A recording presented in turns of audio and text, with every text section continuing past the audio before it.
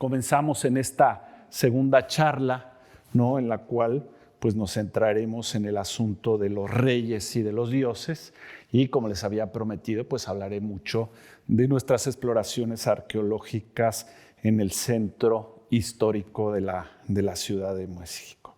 La gran pregunta es, ¿dónde está Tenochtitlan? Pues está abajo, ¿no? Decíamos en la sesión pasada, de toneladas de asfalto, concreto, acero y cristal, de un asentamiento gigantesco que es esa ciudad tan maravillosa y tan caótica que es donde yo vivo, la Ciudad de México. Y en realidad, pues no solo es la Ciudad de México, sino que entre Tenochtitlan, que vivió entre 1325 y 1521, y la capital de la República Mexicana, pues se encuentra la ciudad europea más pujante de ultramar, también llamada México, capital del virreinato de la Nueva España, ¿no? Excavar en la Ciudad de México es como excavar en Roma, en Estambul, en Alejandría y en tantas otras ciudades del mundo antiguo.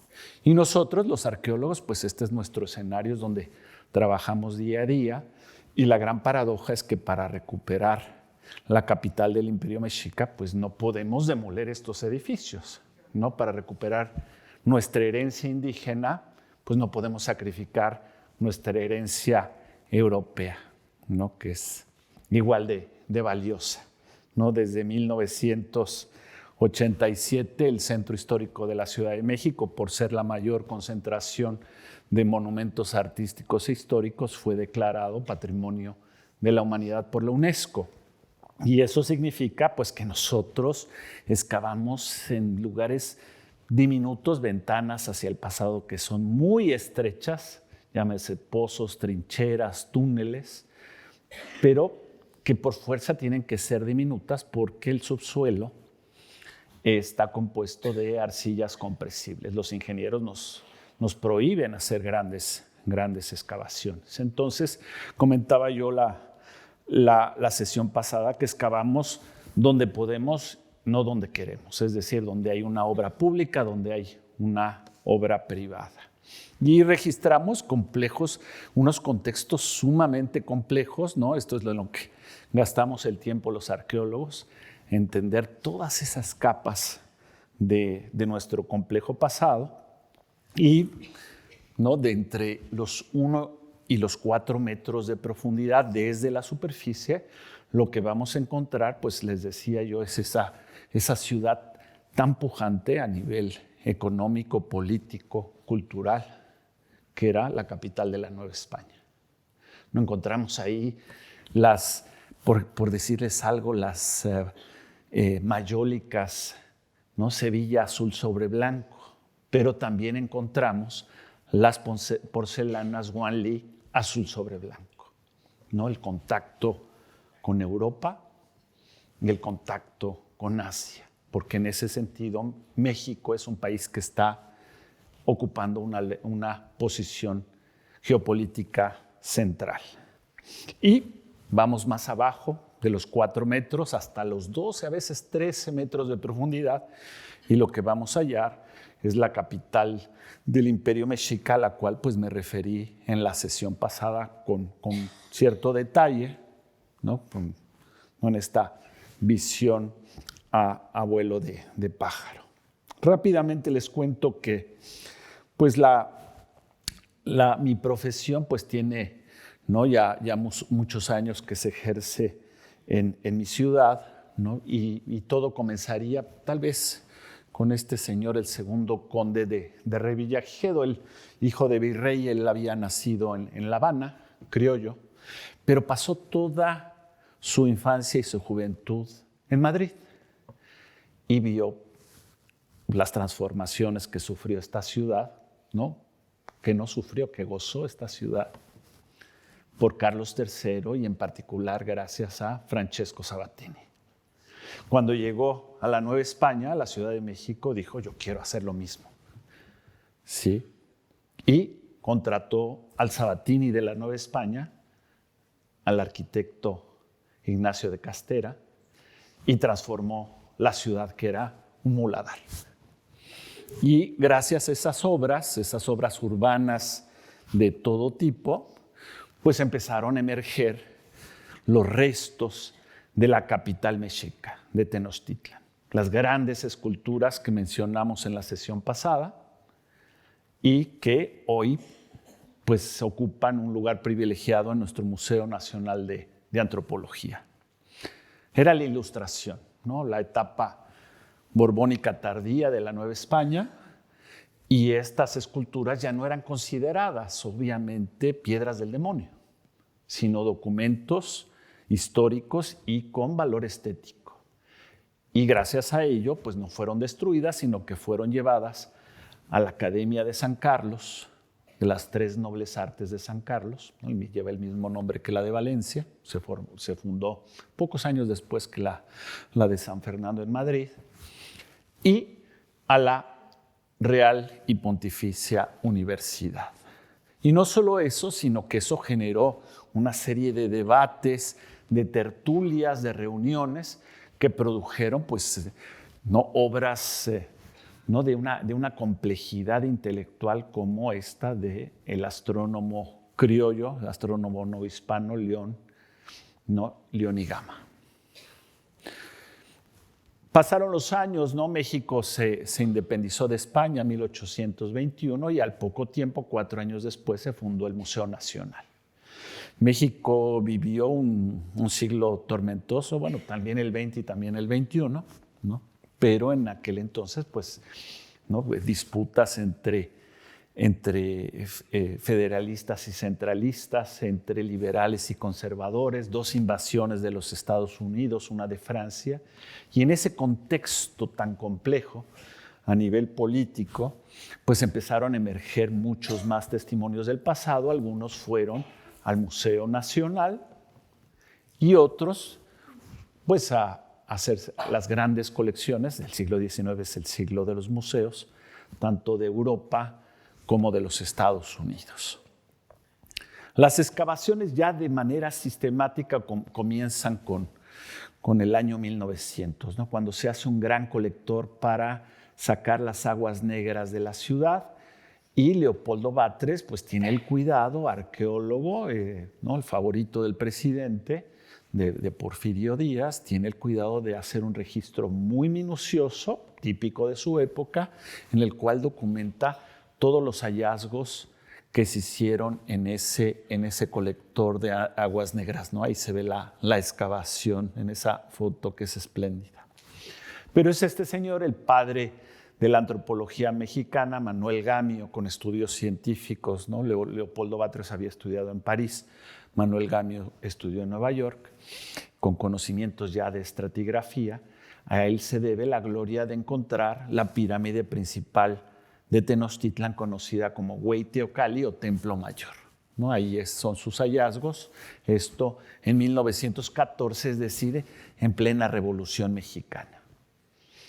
No les voy a reseñar todos los descubrimientos, pero este es un momento muy importante, los fines de los 60, cuando se construyen las líneas 1 y 2 del metro. Y un arqueólogo catalán, ¿no? que por desgracia, me decía Andrés Ciudad, que él tuvo la fortuna de conocerlo, falleció hace no mucho, ¿no? Jordi Gusinier. Él tuvo el cuidado con una cuadrilla de trabajadores y con sus estudiantes de rescatar una enorme cantidad de testimonios materiales de la antigua Tenochtitlan, ¿no? Imagínense una excavación de 8 por 8 metros y de muchos kilómetros de longitud, pues todo lo que salió entonces a la luz, pues mucho de esto hoy se encuentra, gracias a Jordi Gusinier, en el Museo de Antropología. El parteaguas nosotros lo fijamos en 1978, cuando un grupo de trabajadores de la Compañía de Luz y Fuerza va a instalar una subestación eléctrica en la intersección de Guatemala y Argentina, es decir, al lado de donde había excavado Batres, y se topan, ¿no? de manera totalmente fortuita con este monolito de la diosa lunar de Coyolxauhqui, que nosotros le pusimos la diosa de la devaluación, porque al poco tiempo se devaluó el peso y aparecía en todos los billetes y todas las monedas, ¿no? Que teníamos entonces muchos ceros, ¿no? Después quitamos los ceros, pero apareció esto y esto detonó un proyecto arqueológico pues, que cambió el rostro del centro histórico y que motivó la declaratoria de nuestra ciudad como Patrimonio de la Humanidad. Y es la creación del proyecto Templo Mayor que fundó mi queridísimo maestro, ahí está abajo a la derecha, Eduardo Matos Moctezuma, ¿no? Que sigue siendo pues, nuestro guía, nuestro gurú, ¿no? De hace, 2 años lo recibió aquí en Oviedo el premio Princesa de Asturias. Y pues en algo que obviamente hoy no se haría, pues se demolieron 13 edificios. Y fue así como salió a la luz no solo la pirámide principal de Tenochtitlan, sino 13 adoratorios asociados. Nos excavaron 1.35 hectáreas, 13,000 metros cuadrados, y aparecieron pues muchísimas cosas, muchísimas, ¿no? Yo entré ahí como decimos allá, de esclavo a los 16 años, estoy hablando de 1980, y recuerdo que éramos 600 personas trabajando en este espacio. Era un proyecto gigantesco, bien financiado por la iniciativa privada y por el gobierno de México. En México vivía una bonanza gracias al descubrimiento de yacimientos petrolíferos, y entonces pues hubo el dinero suficiente para hacer una aventura de esa magnitud, ¿no? En el 82 se inauguró la zona arqueológica para la visita al público, y en el 87 el museo, ¿no? Que es esa caja de zapatos que vemos del lado derecho, ¿no? Obra de Ramírez Vázquez, el creador no solo del Museo de Antropología, sino del Estadio Azteca, entre otras cosas. Y en ese museo, en sus 8 salas, pues se albergan y se exhiben pues todos los tesoros que fueron descubiertos en aquel entonces, ¿no? Y después de eso, bueno, en el 91 yo tuve la fortuna de recibir la estafeta. Hicimos muchas temporadas, seguimos excavando.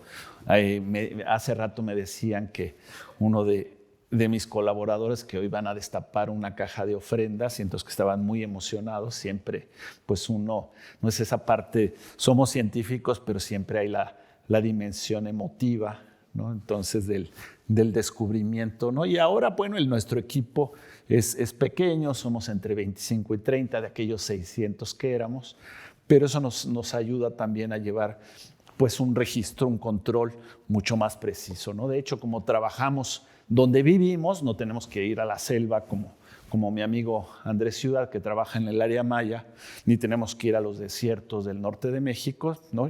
Yo llego al centro porque voy en metro, no llego a mi trabajo en metro, entonces hacemos campo, laboratorio, biblioteca, archivo, todo de manera simultánea, ¿no? Al lado tenemos los laboratorios, el Raman, el microscopio electrónico, entonces podemos hacer todo nuestro trabajo de manera simultánea, ¿no? Que es muy particular. Y como somos una comunidad, ¿no? Científica, pues estamos siempre publicando. En los 47 años, ya casi tenemos los 50 años de este proyecto, pues se han presentado 121 tesis de licenciatura, maestría y doctorado, y más de 1,350 publicaciones, ¿no? Porque la meta principal es dar a conocer esto no solo a especialistas, sino al gran público. Vamos a visitar ahora, ¿no? Después de estos prolegómenos, vamos a visitar el recinto sagrado, ¿no? Y del lado izquierdo les muestro una imagen que el detalle de una imagen que ya proyecté la sesión pasada.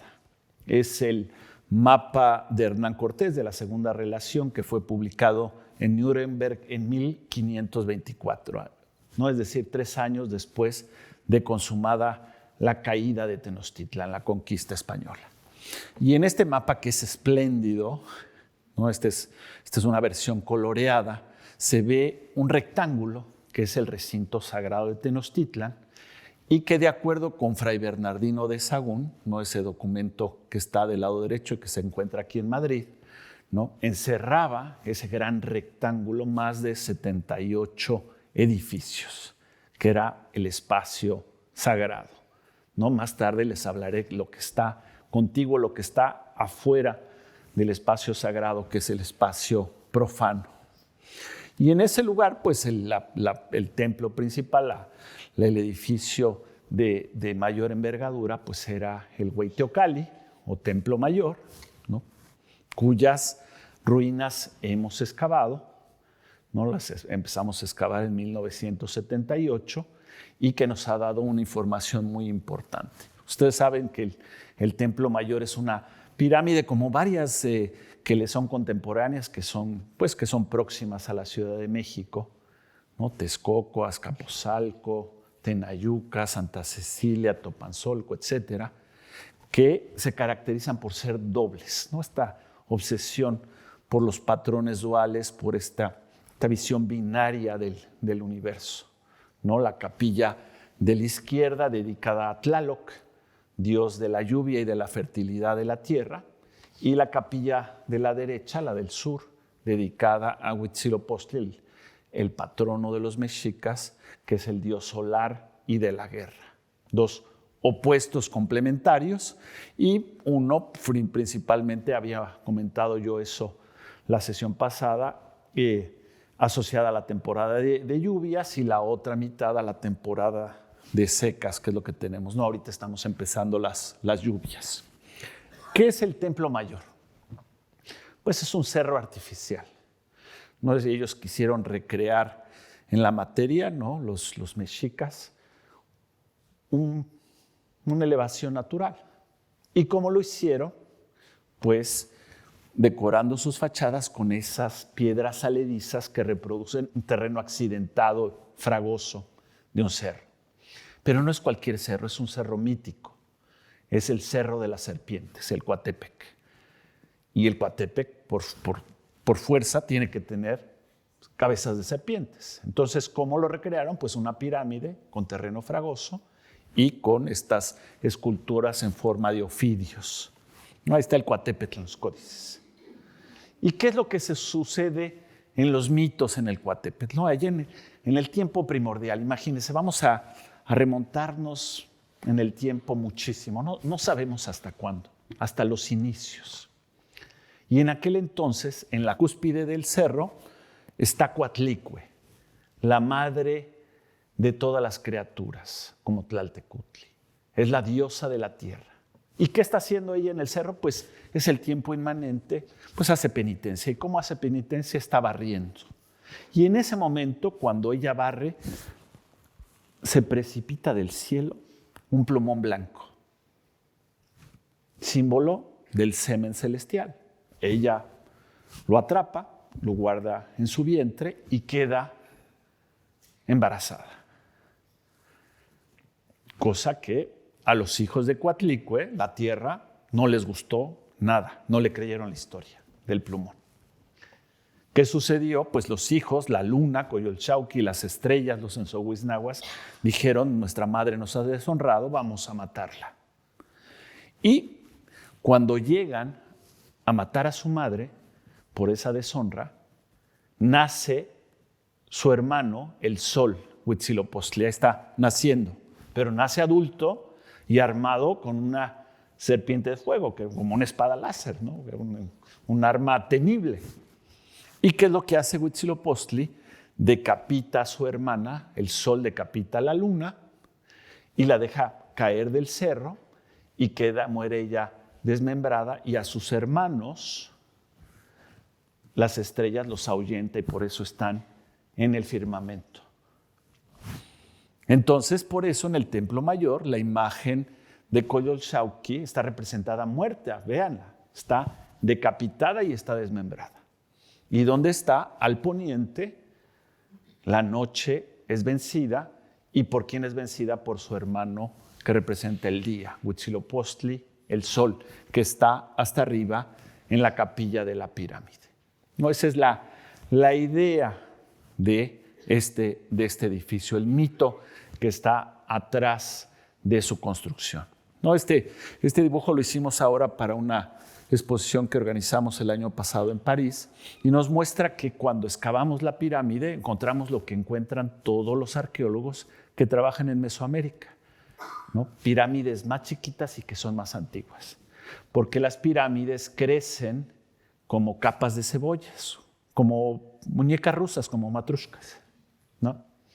Entonces, cuando excavamos hacia adentro, retrocedemos en el tiempo y eso es sumamente útil para nosotros.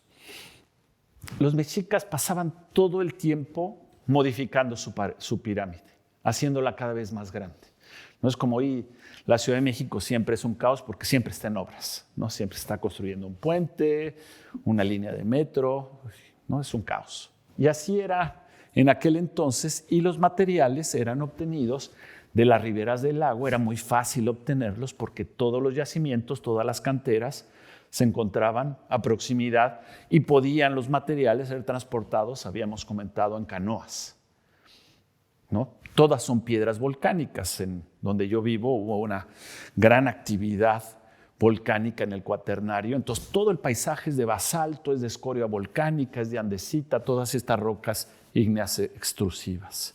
Y entonces, pues lo que nos hemos dado a la tarea de los arqueólogos es de fechar cada una de esas capas, cada una de esas muñecas rusas, ¿no? Y asociarlas a un gobernante, ¿no? Y así vemos que Acamapistle, fundador de la dinastía, junto con sus dos sucesores, Huitzilihuitl y Chimalpopoca, pues ellos construyeron las primeras etapas, pero lo interesante es que cada vez, y eso nos lo dice Fray Diego Durán, que era un dominico, cada vez que concluían la construcción de una etapa, mandaban el ejército a conquistar un pueblo.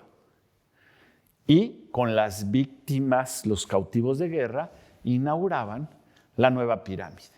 Eso significa que cada vez que crecía la pirámide que era inaugurada, crecía el imperio, ¿no? Hay esa conexión entre religión y política, ¿no? La arquitectura, ¿no? Y el urbanismo muchas veces está vinculada a la cuestión de la bonanza económica, ¿no? Hasta lograr los 45 metros de altura, ¿no? Que es lo que tiene, no el Templo Mayor, sino el templo del Real Madrid, ¿no? 45 metros, ¿no? Eso les dice a ustedes más o menos la proporción. Que no es la pirámide del Sol en Teotihuacán, tiene 67 metros, o las pirámides mayas, ¿no? Donde ha trabajado Andrés Ciudad, pues son mucho más altas. Pero no es poca cosa, ¿no? 45 metros. También hemos excavado no solo el Templo Mayor, les decía, otros edificios que están alrededor. Y lo interesante es que muchos son revival, son retornos, son imitaciones de estilos más antiguos, ¿no? Napoleón Bonaparte va a Egipto y sus sabios hacen excavaciones, ¿no? Traen antigüedades a París, pero no solo eso, crean el estilo imperio que en muchos elementos es neoegipcio, ¿no? En París y bueno, en muchos lados más, ¿no? La famosa egiptomanía. Pues los mexicas hacen exactamente lo mismo que Napoleón, ¿no? Eso pasa en todas partes, aquí en España también hay muchos ejemplos. Y van a excavar a Teotihuacán y los artistas que van imitan el estilo teotihuacano y hacen templos neoteotihuacanos, ¿no? Los templos rojos que están dedicados al dios de la música. O esto, ¿no? Que lo excavamos también ahí al norte del Templo Mayor, la Casa de las Águilas, que es en estilo neotolteca. ¿Por qué? Porque también fueron a Tula, también hicieron excavaciones e imitaron los murales, las esculturas y la arquitectura. Tengo un buen amigo, ¿no? Que se llama Raúl Barrera, somos de la misma generación, trabajamos juntos, él está a cargo del programa de arqueología urbana y él tiene otro equipo y encuentra cosas maravillosas. Por ejemplo, se fue a excavar al Centro Cultural de España en México, que es una fundación cultural financiada por el gobierno español, ¿no? Muy activa, con exposiciones y con conferencias, ¿no? Como la Fundación Juan Marc. Y él excava abajo y que encuentra el Calmecac, la escuela de los nobles. ¿Se acuerdan que hablamos de esa escuela, de ese colegio principalmente religioso? Entonces, si ustedes van hoy día, visitan el Centro Cultural de España y México, ¿no? Hasta arriba pueden tomarse unas tapas, pero abajo en el sótano van a encontrar el Calmecac. Y mi amigo Raúl pues excava también bajo el Hotel Catedral, ¿no? El dueño es un tipo sensacional de Santander, por cierto, y que encuentra el juego de pelota, que es como el Estadio Azteca, ¿no? Y también el Templo del Dios del Viento. Ahora ustedes van al lobby del hotel y pueden tomarse una copa ahí, ¿no? Y ven hacia abajo y ahí está el Templo del Dios del Viento. No, quedó espléndido porque recibimos mucho apoyo de este santanderino que es, bueno, es una muy buena persona. Y en fechas más recientes se excavó bajo el nuevo Museo del Chocolate, está por inaugurarse, ¿no? Esta es propiedad de un ciudadano belga, y que apareció el Zompantli, que es donde espetaban las cabezas trofeo de los enemigos que habían sido sacrificados, ¿no? Se encontraron ahí los restos, y esto también lo documentó mi amigo Raúl Barrera. Nagoya, eso es en Japón. Nagoya es ciudad hermana de la Ciudad de México. Trabajamos mucho con los japoneses, ¿no? A veces demasiado, ¿no? Trabajamos juntos en Teotihuacán, en la Ciudad de México, ¿no? Este es mi amigo y socio Saburo Sugiyama, yo lo quiero muchísimo. Y en los últimos años, pues hemos hecho, ¿no? Aplicado nuevas tecnologías, la estación total, el LiDAR, ¿no? El escáner tridimensional. Y poco a poco, pues hemos ido haciendo el levantamiento de todos los edificios de época mexica que subyacen en el centro histórico para elaborar todo tipo de modelos arquitectónicos, y no solo en la zona arqueológica, ven ustedes, sino en muchos otros predios, de manera que hemos ido sumando piezas a un rompecabezas que sabemos que nunca vamos a completar, que es el del antiguo recinto sagrado. Aún así, bueno, hemos ido completando nuestro modelo, y este es el modelo, la versión más reciente, el de la derecha, ya está rebasado, y eso lo hemos sobrepuesto a la imagen satelital de Google, y con eso pues sabemos, ¿no?, dónde está cada uno de los edificios. Vamos completando nuestro mapa, lo cual para nosotros los arqueólogos es apasionante. Vamos a hablar ahora de los dioses, y ahí entramos en un mundo que, bueno, eso, ¿no? Hay cursos para los arqueólogos en México que duran, ¿no?, 2 semestres sobre este tema, entonces yo lo voy a decir en un minuto, pero ¿no? Es enorme, ¿no?, la cantidad de imágenes y de divinidades de este panteón, que es sumamente complejo, ¿no? Y que es también muy interesante como por ejemplo el panteón grecolatino, porque está lleno de mitos, de aventuras, de historias que nos hablan de estos seres, ¿no?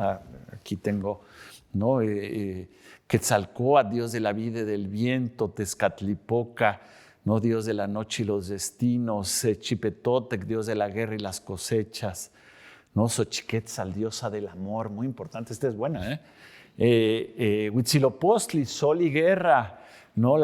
Bueno, hay varias versiones, Chilonen, Sinteot, la imagen masculina, o Chicomecoatl, diosa del maíz. Somos nosotros, ¿no?, como somos la gente del maíz. Nosotros comemos maíz, bebemos maíz, como en Guatemala, ¿no? Recordamos a Miguel Ángel Asturias, premio Nobel.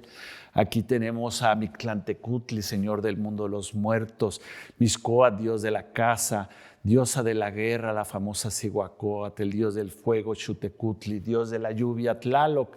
Acá está Itzpapalot, que es una divinidad muy interesante a todo nivel, tiene que ver también con la guerra, con la noche. Este es el que me gusta mucho, que les decía, del sex, rocks and rock and roll, ¿no? El dios de la música, del sexo, de los excesos, ¿no? Es el dios del número 5, ¿no? Porque decían que cuando uno bebe pulque, hay que tomarse 4. No se tomen el quinto, que es el que mata, no, ese es el que emborracha, ¿no? Este es el dios del pulque, uno de los 400. ¿Por qué hay 400? Porque cada uno tiene un conejo diferente, son los dioses conejos, ¿no? Cuando uno se emborracha, unos se ponen románticos, otros se duermen, otros se vuelven agresivos. Cada uno sabe cuál es su conejo, ¿no? No les voy a preguntar. La diosa Chalchutlicue de las aguas terrestres. Acá está Chantico, la diosa del hogar, ¿no? Y lo interesante es que son divinidades complejas que se confunden, pero que se parecen mucho a los seres humanos. No hay la idea del bien y del mal absolutos. No todos estos dioses pueden ser muy buenos, nos pueden ayudar, pero si están enojados, nos perjudican, nos va fatal. Cada uno de ellos. Y cada uno tiene una injerencia y un poder diferente, ya lo vimos. Todos son de materia ligera, es decir, todos es como si fuera una entidad anímica, un alma. No tienen esa parte material pesada, corpórea, que tienen los seres humanos, que también tienen una entidad anímica, ¿no? Todos tienen una razón, voluntad, pasiones, ¿no? Siempre pues, con los dioses de Grecia y Roma, muchas pasiones, ¿no? Como si fueran telenovelas algunas, ¿no? Es increíble.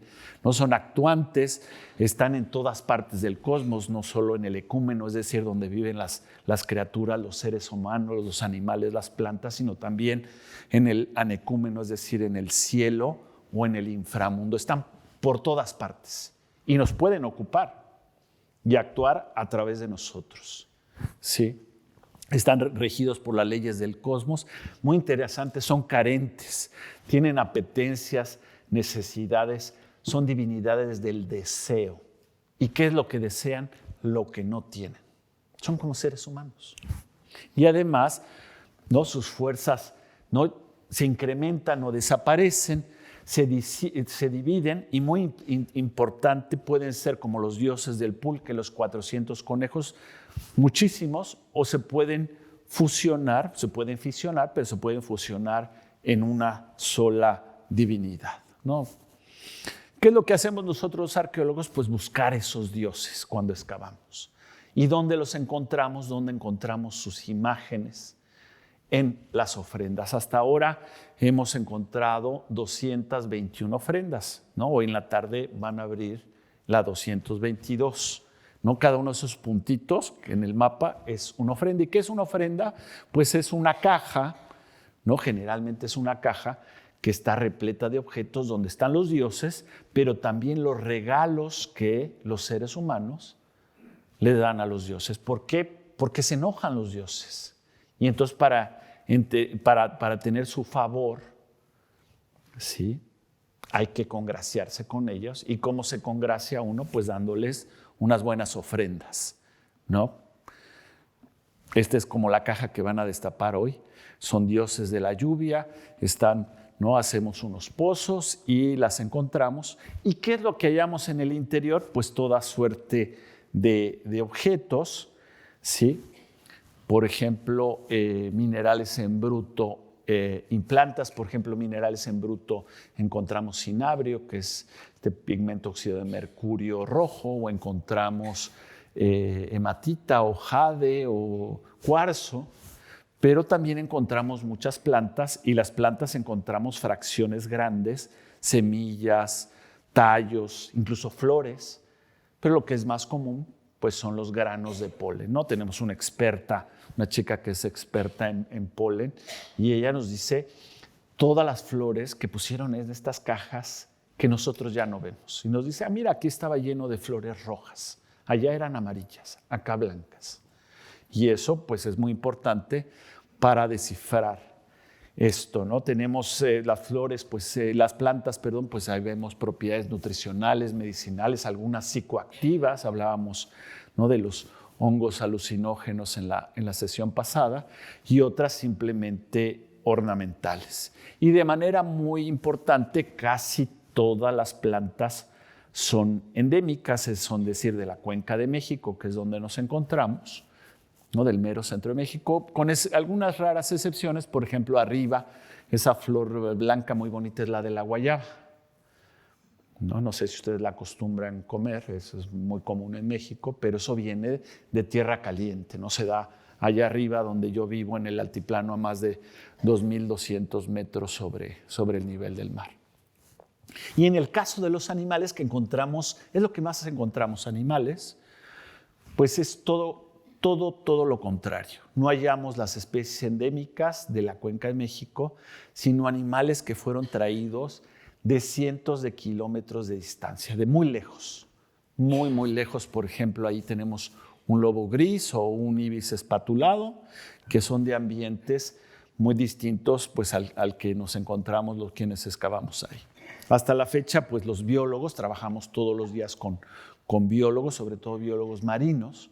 Hasta la fecha hemos encontrado, identificado ellos, no yo, más de 500 especies, no individuos, especies diferentes, pertenecientes pues, a estos filos, a los espongiarios, las esponjas, los corales, los equinodermos, por ejemplo, las estrellas de mar, los insectos, los moluscos, conchas, caracoles, hay cientos de miles, y cordados.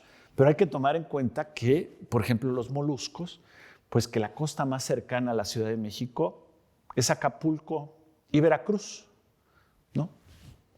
En dos direcciones opuestas, a 300 kilómetros. Piensen ustedes llevar todas estas conchas y caracoles hasta Tenochtitlan en una época en la que decíamos, pues no hay automóviles y no hay aviones ni autobuses. Nada de eso, todo es a pie. Y lo más interesante es que los animales que nosotros exhumamos, pues no tienen valores alimenticios, ni se usaban como para elaborar instrumentos u ornamentos, sino que tenían un valor simbólico y formas muy llamativas, ¿no? Aquí vemos algunos ejemplos, ¿no? El pez globo, por ejemplo, que es tan apreciado en Japón, ¿no? El famoso fugu, que es venenoso, hay que saberlo preparar. Encontramos muchos peces globo.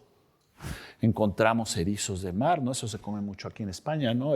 Pepinos, ¿no? También se come, ¿no? En España, ¿no? Hacia en Huelva, no sé si los coman, los pepinos de mar, ¿no? Y sobre todo los chinos los aprecian mucho porque les atribuyen valores afrodisíacos, ¿no?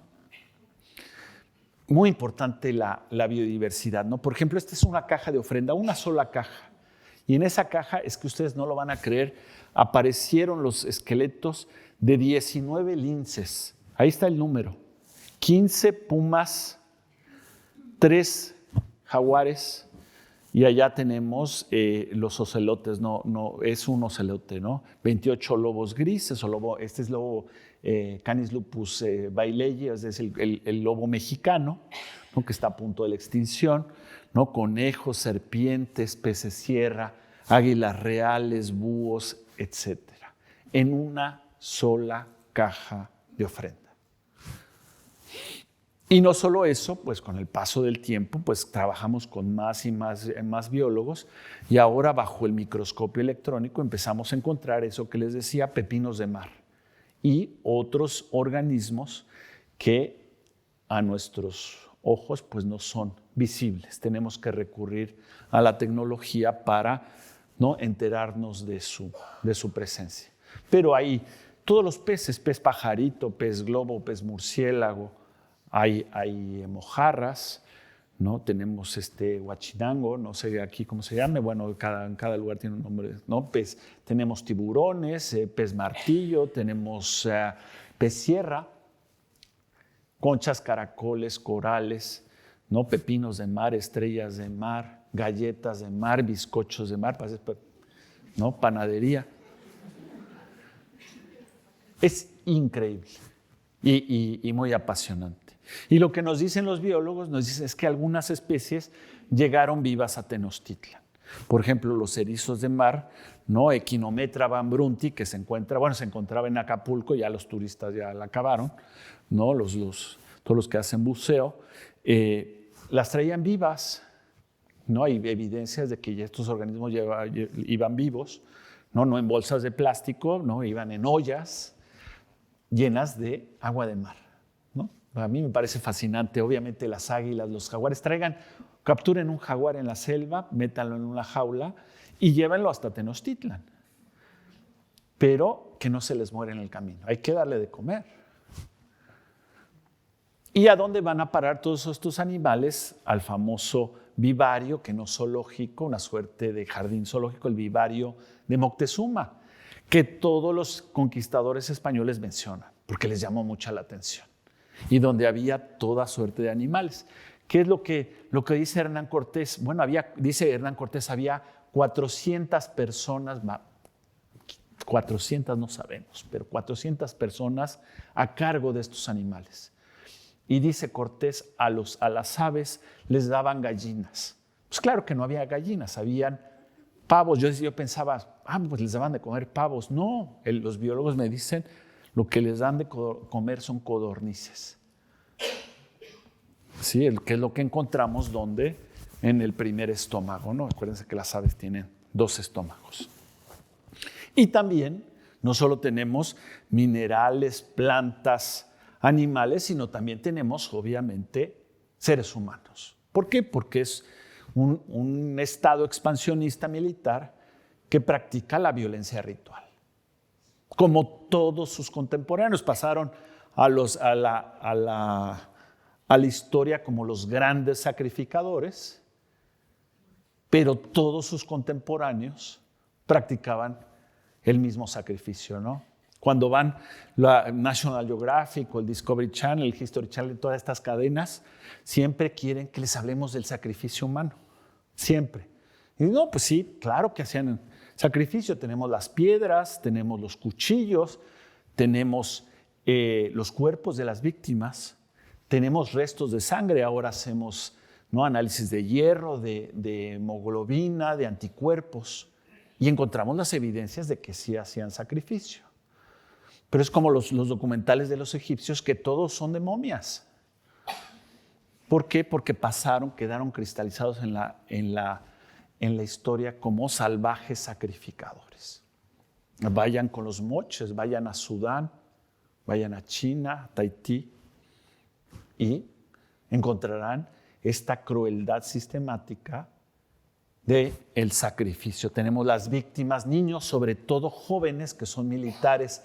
No, ahora con estudios de estroncio podemos saber que, no, estas son las escenas pintadas del sacrificio, que podemos saber que la gran mayoría son extranjeros, claro, son cautivos de guerra y a los cuales se les practica la famosa cardioectomía, que es la extracción de corazón. No hay muchos estudios al respecto, es un tema realmente apasionante.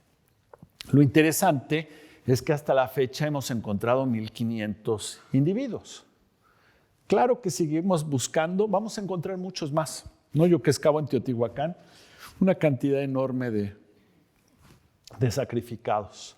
Pero nunca vamos a llegar a los números que mencionan las fuentes históricas indígenas, muy interesante, y españolas, donde hablan de decenas de miles, lo cual es matemáticamente imposible, ¿no? Porque eso no se usó de manera obviamente política. Hay muchas víctimas, ¿no? Podemos subir mucho ese número, pero nunca lo que mencionan los documentos históricos, ¿no? Aquí están, ¿no?, las piedras de sacrificio, el famoso chacmol. Encontramos muchos cuchillos de pedernal en nuestras exploraciones. Y, por ejemplo, ¿no?, se menciona que esta es una fuente indígena, que en el Templo Mayor, cuando se inauguró en 1487, se mataron decenas de miles, que era la población de Texcoco, y que se hizo en un día, pues ni con máquinas, ¿no? En fin, ¿no? Es algo siempre que genera debate, que genera polémica, ¿no? Alguna vez yo me recuerdo y organizamos una gran exposición en Chicago, The Aztec World, y di una conferencia en un auditorio como este, y me tocó hablar del sacrificio, y había mexicanos, solo mexicanos inmigrantes, y se molestaron mucho porque decían, no, es que eso del sacrificio humano es una invención de los españoles. No había sacrificio. Es una invención, ¿no?, para justificar la conquista española. Pues no es así, ¿no? Entonces, no puede uno caer en posiciones maniqueas, bueno, uno como científico, y hay que ver, ¿no? Es muy importante también la numerología. Encontramos minerales, vegetales, animales, seres humanos y también objetos culturales, artefactos. Los mexicas, por ejemplo, estas jarras del dios de la lluvia, pero muchísimos bienes importados. Tenochtitlan es como la Manhattan de aquel entonces hay objetos, importaciones de todo el mundo conocido y de más allá de las fronteras imperiales, de todas las materias, ¿no? Hueso, jade, travertino, cerámica, mármol, ¿no? Concha nácar. Y no solo eso, ya les comentaba yo que ellos iban a excavar a zonas arqueológicas y que recuperaban reliquias, ¿no?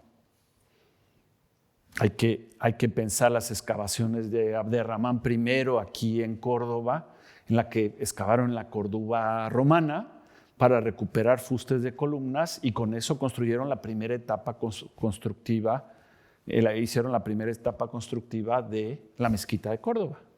Son fustes romanos, ¿no? La reutilización del pasado. Encontramos pues objetos de turquesa. Ahora tenemos un debate enorme sobre el lugar del que procedía la turquesa. Obsidiana, acabamos de publicar ahora en los proceedings de la National Academy of Sciences un estudio muy completo de la procedencia de la obsidiana, oro, plata. Y aquí está mi amigo Toño, que es el que va a destapar ahorita la ofrenda. Excavamos con pinceles, con mucho cuidado, ¿no? A mi jefe no le convence mucho, cree que nos hacemos tontos, pero excavamos muy despacito. ¿Y qué es lo que documentamos? La posición de los objetos, porque los sacerdotes no arrojaban todos estos materiales, sino que los colocaban siguiendo una liturgia y un orden muy estricta. Por ejemplo, estas aves pintadas en azul, las vistieron, tenían mucho tiempo, las vistieron con objetos de oro, de jade, de concha, ¿no?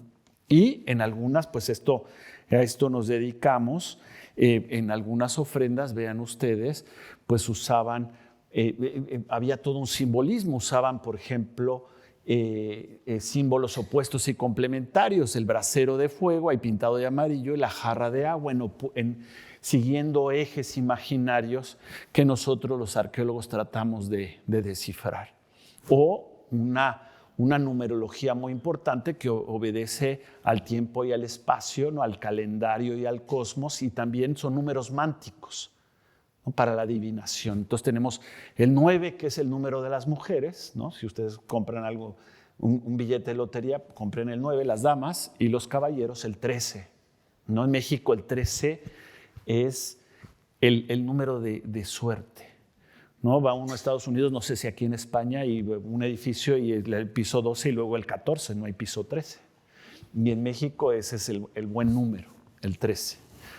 Y así encontramos ofrendas que son verdaderos cosmogramas, es decir, representaciones en miniatura del universo tal y como ellos lo concebían. Por ejemplo, esta ofrenda que es muy sencillita, está ahí este dios viejo que es el dios del fuego, que estaba en el centro del universo, y cada una de esas cuentas de jade representa el centro y los 4 extremos rumbos cardinales, ¿no? Como en ese cosmograma.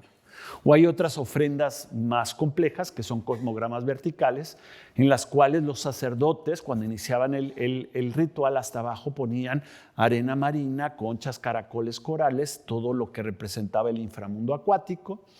Luego, ¿no? Pieles de cocodrilos, hemos encontrado 21 cocodrilos hasta la fecha, o pieles de jaguar, es decir, los símbolos de la costra terrestre, de la superficie. Y en la parte superior ponían colibríes, águilas, garzas, los animales relacionados con los cielos, ¿no? Entonces reproducían el universo. Y volvemos a la obsesión. Todas o la gran mayoría de las ofrendas, no todas, tienen al dios del fuego, ¿no? Que está desdentado, que está medio ciego, que está sordo, ¿no? Es un viejito, tiene más de 52 años, ¿no? Yo tengo 61, ¿no? Y el dios de la lluvia, agua y fuego, que quiere decir guerra, ¿no? Hombre más mujer quiere decir guerra. Y se los juro que, ¿no? ¿Dónde están los reyes? ¿No? Los estamos buscando. Porque nos da mucha envidia Andrés y todos sus colegas en el área maya, pues cada rato encuentran una tumba real. Nosotros no las conocemos, nunca hemos encontrado una. Y no es que no las haya, es que no hemos buscado en el lugar correcto. Habíamos dicho que el fundador de la dinastía era el atado de Cañas, Acamapixtli, que era de sangre real, que no era mexica, sino que venía de Colhuacán y que era descendiente de ese gran dios que era Quetzalcóatl. Y a partir de Acamapixtli se suceden 9 soberanos, 9 tlatoque, ¿no? Tlatoani quiere decir el que habla, el que manda, el que echa rollo, ¿sí? Da discursos. Entonces, todos estos tlatoque hasta la llegada de Hernán Cortés. En el proceso de conquista hubo 2 más, Cuitláhuac y Cuauhtémoc. Entonces son 11 en total. Y los más conocidos, Moctezuma I, ¿no? El creador del Estado, y Moctezuma II, allá lo vemos a la derecha, ¿no? Esta idealización italiana, que es el que le hizo frente al ejército de Cortés, ¿no? Aquí es muy interesante, ¿no? Esta es la dinastía, ¿no? En la cual se sucedieron, les decía, 11 tlatoque, ¿no? Y aquí es muy interesante, a diferencia de los mayas, ¿no? Eran elegidos entre un grupo de notables, no existía la idea del primogénito varón, que era el que tenía el derecho al trono. Eso no existía entre ellos. Había siempre un manejo político y pues mucho chisme, mucho juego, mucha discusión para saber quién iba a ser el sucesor. ¿Cuáles eran los requisitos para ser el sucesor al trono? Pues ser del rey que había muerto, el hermano, el hijo, el sobrino o el nieto. Es decir, mucha gente. Y además de eso tenía que ser, cualquiera de estos tenía que ser hijo de la primera mujer, porque eran polígamos, hijos de la esposa principal, y aparte haber sido general, tlacatecat o tlacoxcalcat, es decir, alguien y tener una edad que no fuera ni muy joven ni muy viejo, porque tenía que ir el rey al campo de batalla. Y entonces, pues imagínense todas las maniobras políticas en el momento en que moría o estaba a punto de morir el soberano. El rey pues ocupaba todos los puestos, ¿no? Era un rey absoluto, ¿no? Por ejemplo, estaba al frente de los ejércitos y de los cuarteles, ¿no? De la política y la diplomacia, de la impartición de justicia y la imposición de la pena de muerte, eso le correspondía a él, de la recaudación de tributos y su redistribución, del buen funcionamiento del comercio y del mercado, hablamos del mercado, del ceremonial religioso y el culto estatal y de las grandes obras públicas, es decir, tenía injerencia en todos los ámbitos. Y por eso en la iconografía, cuando vamos al arte, siempre el rey aparece como un valeroso guerrero, pero también como un ferviente devoto. No lo vemos con los instrumentos de ofrenda y de autosacrificio. No hacían penitencia, daban su propia sangre punzándose varias partes del cuerpo, partes que no son dolorosas, ¿no? En todas las sociedades que se hace la penitencia, ¿no? La mortificación ritual, pues se perfora la lengua, pero no en la punta, que es dolorosísimo, sino en el centro de la lengua o el lóbulo de la oreja o en el septum de la nariz, donde hay cartílago, ¿no? El glande del pene, las tetillas, es de donde se obtiene sangre, pero sin causar mucho daño, porque además se hace con instrumentos muy finos, que son los punzones de hueso o las púas de maguey. Y esto es súper interesante, ¿no? Es eso lo discuto con mis amigos japoneses, es como el kabuki, ¿no? ¿Qué pasa? Que en el teatro kabuki, bueno, hay, ¿no?, el rol masculino y el femenino, pero todos son, ¿no?, ejecutados por hombres. Y lo mismo pasa en el gobierno mexica, está el rey y el virrey, ¿no? Y está, por ejemplo, el general en jefe, es el que está en el frente de batalla, que es el que asume un papel masculino. Y está el administrador militar, que es el que asume, que es un hombre, el que asume el papel femenino, ¿no? Y así tenemos, por ejemplo, bueno, el recaudador en jefe, que es el que va a las provincias, que es el que a veces matan, habíamos dicho, y el que se queda en la hacienda real administrando, que es el que juega un rol femenino, ¿no? Tenemos esa dualidad. ¿Dónde vivían los reyes? Aquí está otra vez el mapa de Hernán Cortés, 1524, Nuremberg, segunda relación, ¿no? Ahí está Tenochtitlan, es una imagen bellísima, me encanta, ¿no? Muy conocida, ¿no? El otro día conocí aquí una persona que está haciendo su tesis sobre esta imagen, se puede decir muchísimo. Y lo interesante, ahí está otra vez el recinto sagrado, ya lo reconocieron, pero a la izquierda tenemos algo que dice ahí platea, ¿no? Está anotado platea. ¿Y qué es la platea? Pues es la plaza donde llevaba a cabo el mercado, ¿no? Que después fue nuestra plaza de armas durante el virreinato de la Nueva España, aquí a la izquierda, y hoy día es nuestro zócalo, que es el lugar de las manifestaciones. Ahorita está tomada por todos los maestros que quieren aumento de sueldo. Entonces, ese es nuestro zócalo, se llama Plaza de la Constitución, y no lo van a creer, es por la Constitución de Cádiz. ¿Y dónde están los palacios? Pues al norte está la platea, ven a la izquierda. Al norte está las Casas Viejas o Palacio de Axayácatl, que es donde Moctezuma alojó a Cortés, a Hernán Cortés y a sus 800 hombres. Cuando lo recibió muy, muy amablemente, ¿no? Ya después las cosas se pusieron más complicadas, y ahí vivieron. Y hoy día es donde se encuentra el Monte de Piedad, ¿no? En enero está las colas llenas porque pues, todo el mundo se gastó en la Navidad el dinero, ¿no?, el aguinaldo, y entonces van a empeñar ahí sus joyas, sus relojes, lo que sea. Ese es el Monte de Piedad, y mi amigo Raúl Barrera ya excavó ahí y encontró pues, los cimientos del palacio. Y en el extremo contrario, en el sur, están las Casas Nuevas o Palacio de Moctezuma, que era donde vivía Moctezuma, ya lo vieron arriba a la izquierda, ¿no? Ya mostré esa imagen ayer, pero también es donde se construyó el Palacio Real y durante 300 años, ¿no?, despacharon y vivieron los virreyes españoles.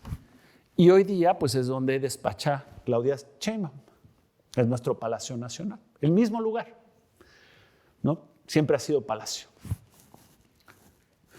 Y ese palacio, ¿no?, tenía jardín botánico y jardín zoológico, ¿no? Ya los mencioné, ahí están, ¿no? Aquí vemos las aves, ¿no?, los felinos, aquí esto parece un colibrí, y seres humanos, había albinos y jorobados, ¿no? Muchas cortes también europeas, ¿no?, pasaba con estos seres, ¿no? ¿Y dónde están los reyes? Volvemos al asunto, ¿no? Los reyes están, 3 hermanos, Axayácatl, Tizoc y Ahuizotl. Sabemos por las fuentes españolas que sus cadáveres eran cremados y que eran enterrados en un edificio que estaba enfrente del Templo Mayor, que se llama el Cuauhxicalco. Con un terremoto se cayó un edificio enfrente del Templo Mayor, donde estaba el Cuauhxicalco. Y entonces empezamos a excavar, ¿no? Ahí se iba a construir un museo etnográfico, y cuando estaba la excavación apareció este monolito, ese es mi amigo Gavino, un monolito más grande que la piedra del Sol y de la Luna, y que es la piedra de la tierra, de Tlaltecutli. Y esta Tlaltecutli es como la diosa Kali de la India, porque es la madre de todas las criaturas, de las plantas, de los animales, de los seres humanos. Todos nacemos en esta cosmovisión, todos nacemos de la diosa de la tierra. Pero eso es en el alfa. Cuando llega el omega, el fin del ciclo, nuestra madre abre sus fauces, ahí las está abriendo y nos devora. Regresamos a la tierra, nos entierran. En México en posición fetal, porque regresamos a los orígenes. Y entonces dijimos, bueno, pues ahí están los reyes, ¿no? Entonces nos pusimos con nuestros amigos de Japón a hacer toda la topografía, ¿no? Trabajamos ahí, no importa el color del pasaporte, ¿no? Estos son amigos de la Universidad de Ferrara. Hicimos entonces estos escáneres tridimensionales terrestres, ¿no? Este nos lo prestó Pemex, ahora tenemos uno, ¿no? Petróleos Mexicanos. Amigos de la UNAM, hicimos geofísica, metemos radar de penetración, magnetómetro, resistivímetro, todas estas técnicas, y detectamos una cavidad bajo el monolito. No, estábamos, Eduardo y Matus y yo, felices, ¿no? Siempre acabamos en la cantina. Y entonces dijimos, pues hay que mover la piedra. Y llevamos unas grúas de brazo largo, movimos el monolito, construimos un laboratorio y después de su tratamiento, ¿no? Una piedra policromada, ¿no? Que tiene mucho que ver con la exposición que se exhibe aquí, ¿no? Esta piedra la llevamos ya al museo para que la conociera todo el público, ¿no? Habíamos hecho una gran exposición, ¿no? Lindísima en el Museo Británico, ¿no? Antes había habido una del Shabazz, de Adriano y del primer emperador de China. Esta fue la última, la de Moctezuma. Y entonces, con motivo, llevamos la exposición luego a México y exhibimos por primera vez el monolito de Tlaltecutli, un ser mitad monstruo y mitad mujer. No, en vez de manos y pies, ya lo vieron, tiene garras. ¿Por qué? Porque se come a sus hijos. En fin, ya no estaba el monolito ahí, en el área de excavación. Pues a excavar. Y empezamos, ¿no? Quitamos capa por capa, y cuando llegamos a este nivel, pues otra vez brincábamos de felicidad. Ahí están los reyes enterrados, sus cenizas, porque los cremaban. Y destapamos y encontramos la ofrenda más rica descubierta hasta la actualidad, más de 12,000 objetos. Y ¿saben? No había ningún rey ahí, ¿no?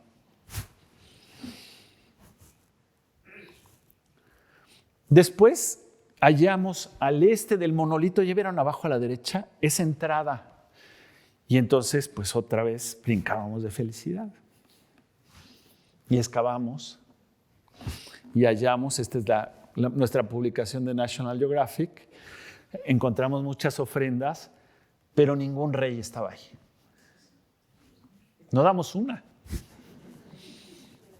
Hallamos, por ejemplo, que le pusieron mis estudiantes, la aristoloba, porque era una loba con collares de jade, cinturón de concha, ¿no? Ajorcas de oro, ¿no? Imagínense este animal vestido con todas esas joyas. No, yo lo intenté con mi perrita y no lo logré. Y finalmente hallamos el Xochicalco. Ahí está el edificio. Lo encontramos. Esto hace poco. No se nos atravesó ahí la pandemia, movimos las losas, batallamos mucho y descubrimos un pasillo que va al centro del Xochicalco.